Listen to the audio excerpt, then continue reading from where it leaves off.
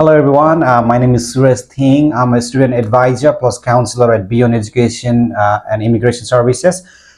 Today, right now, I and my team will come up with a conclusion that we want to actually do a video on informative, session. So we got some questions that we've actually scanned through online and in person. That actually a lot of students are so in confusion. And so I've got today my friend Priyanka Shrestha, my teammate actually. She's got some questions on her hand right now, and she's going to be asking those questions to me, and I'll be answering to those. So yeah, Priyanka, what is the first question that you've got right here for me today? The first question is about visa slot. Okay. How can we get that slot? Is it open now or not? A slot in Nepal, right? Yeah. So the visa slot in Nepal is always available. It's really, really right there. But there are a few days, like a few weeks ago, the server was completely down all over the world.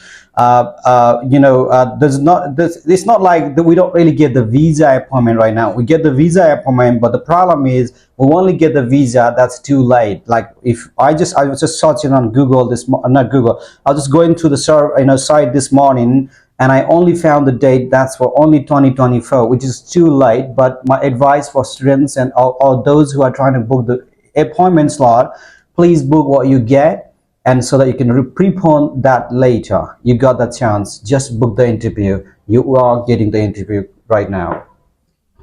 So for USA, do we have to do SAT and GRE math? If you want to do, that's great. You can do that. But if you don't want to, that's good. You don't have to, because I mean there are universities that actually have the mandate. The mandate meaning that they really require you to do that course in order to get admission in the university. But also there are universities they don't really ask you for that. Overall, again, there are universities if you want to get your scholarship higher than what you are actually being offered, you're required to go through those processes, those courses. But if you don't want to, I mean, if you're not looking for a full scholarship or 80% or something like that, you don't really need to go through that. Other colleges, universities, a lot, 1,000 plus, and you don't need to do that. But English proficiency is something that's very required.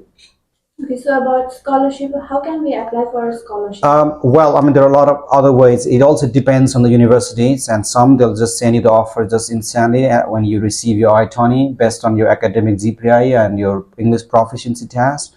Overall, based on your nationality as well. But there are some universities they ask you to, just apply for scholarship when you receive your I-20, and after that you can apply. And there are some criteria on that, and that is actually that depends on topic vary. Is there any specific time that we should be applying for scholarship? There's no such as specific time or something like this. That it depends on the candidates and the individuals who are applying and who are getting the visa. I mean, I-20. When you get the I-20, you've got the chance that you can directly communicate with the university. So the university and they've got the admission department, and they've got the department that works for scholarship.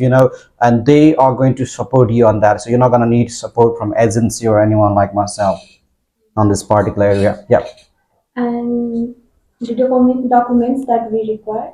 Sorry, What are the what? documents that we require When you apply, the basic documents are you're gonna need your balance certificate, and you're also going to have your academic, all those documents of your previous, degrees. If you've done your bachelor's degree, you're gonna have bachelor's, high school, and SLC.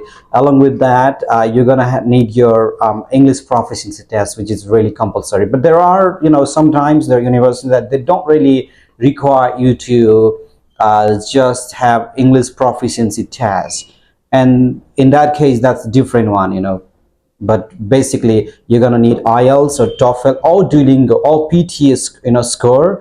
Then you're gonna have your academic certificates, and the documents from your university or your school, and then you're gonna have a balance certificate. Those are the primary documents that are needed. But there are also documents like recommendation letters. There are documents like the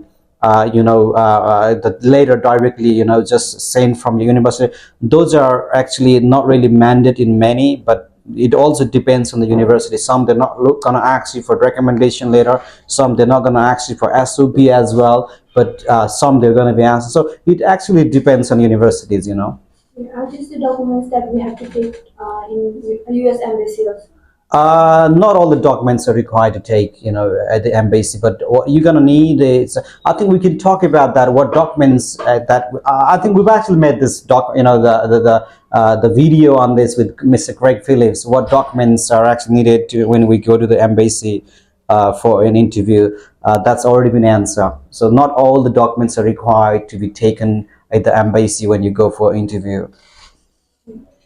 I heard that the people who have filled out the DB form are Okay. getting rejected in their student visa. Mhm. Is that true? That's not really true at all because your DV is not really connected with your student visa at all.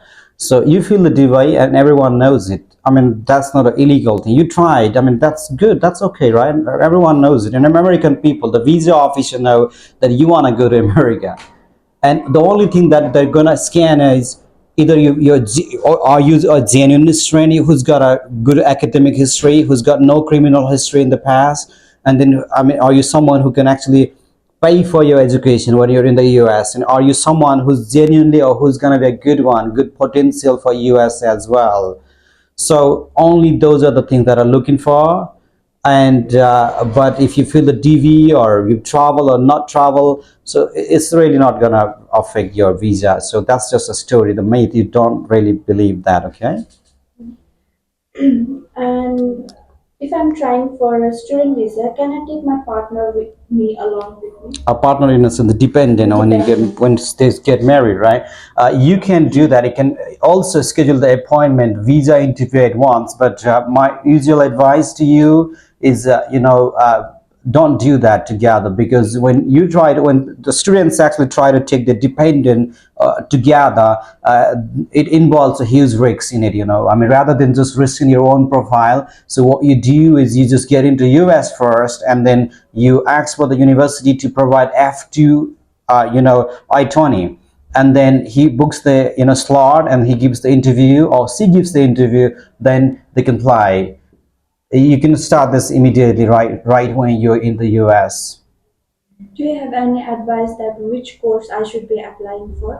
I don't have any particular advices on it. What my advice is, I think, is what exactly do you want to become, and you got to know what you want to do. Is it something you want to learn about a particular thing, or is that something you want to learn about business, or you want to do some job and you're looking for a biggest company? Is it something you want to just go to Silicon Valley and just meet a lot of wonderful minded people right there? So there's nothing like such as particular course that you should be choosing. So you can be successful in any kind of field that you actually can contribute in, and if you're passionate about something, you're going to do that fantastic job. So when you talk about technology, it's number one, great country, the USA I'm talking about. And then when you talk about, let's say, business, people say US is the leader for business. If you want to learn about business, go to US. Technology, you got the Silicon Valley. I mean, top you've got the company like Twitter, you got the company Apple. I mean, all those biggest top companies are actually from USA. And I think rather than thinking or asking what subject is going to be best for me, and you're looking that advice to someone else, rather than that, you got to find out yourself what I'm good at and why I want to do that, or what I want to become when I actually complete that education. So maybe the answer will come just within yourself when you ask those questions. And if you talk about any subject, you look, US is very powerful country in many aspects. People would come and just argue, oh, Russia is bigger, or China. They're there. I mean, they're trying to compete, but US has always been a very great leader for world. I mean, for Europe to for Australia to Canada. So they've always been actually leading, and they've always been a backup and a strongest leader for the protector. I mean, they're protecting. Some countries are actually getting trade, and then US goes there, and then they'll always say something. So they'll always stand with them. Meaning US is a very powerful country, and US degree is really respected in any other country's degree.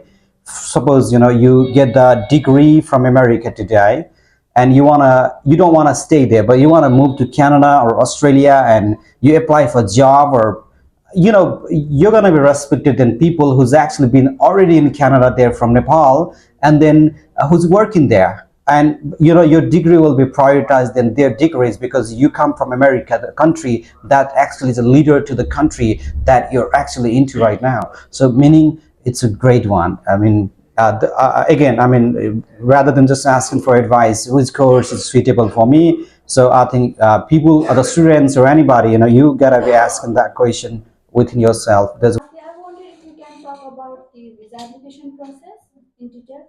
well, I think, Priyanka, we're running out of time today. Let's actually talk about that in more details in our next video.